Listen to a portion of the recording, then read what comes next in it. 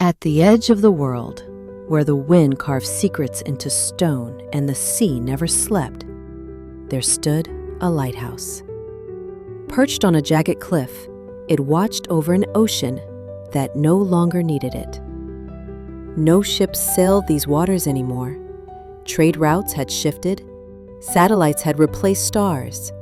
Yet every evening, the great light turned, slicing through fog and rain, scanning empty waves like a sentinel forgotten by time.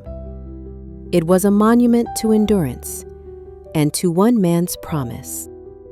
His name was Elias, the last of the lightkeepers.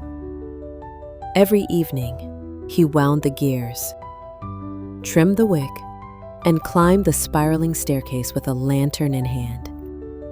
The stone steps had worn to the shape of his boots. Each creak of the iron stairwell was a note in the symphony of his solitude.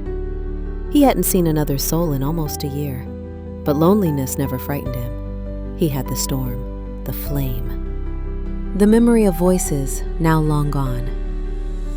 And still, the light turned.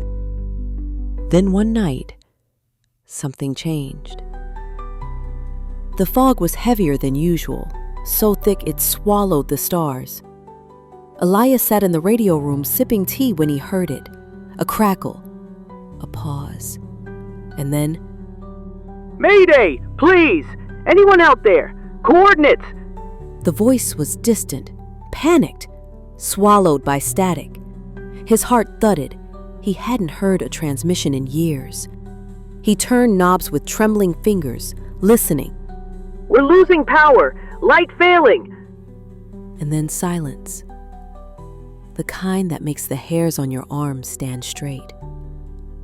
The kind that means someone out there was fading fast. Elias dropped his tea. He ran. Up the tower he climbed, faster than he had in years. Muscles groaned in protest, lungs burning. He reached the lens chamber and yanked open the control panel. The great Fresnel lens, like a giant crystal eye, stood ready. He lit the backup flame. The old machinery roared awake, gears groaning and humming. With a deep breath, he turned the beacon toward the fog. The light pulsed and pushed. Its beam stretched out into the black. A lifeline, a flare, a message. You are not alone. Time slowed. He watched the sea. Minutes passed like hours. Then, just a glimmer far out in the fog.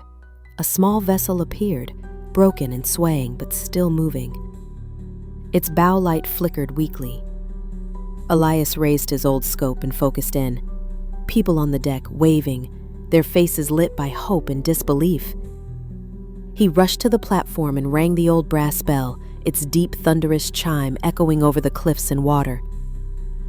He had waited so long to ring it, and tonight it was not for memory, but for welcome. By morning, the sea had calmed. The ship had been guided safely to the old harbor far below.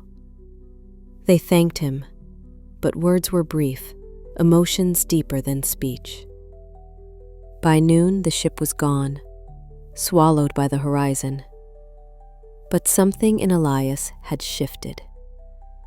That evening, he climbed the stairs once more, not as a duty, but as a calling reborn.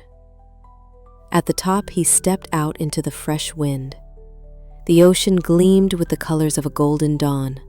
The gulls called, and as the beam lit once more, Elias smiled. The world hadn't forgotten him, and he had not forgotten how to shine.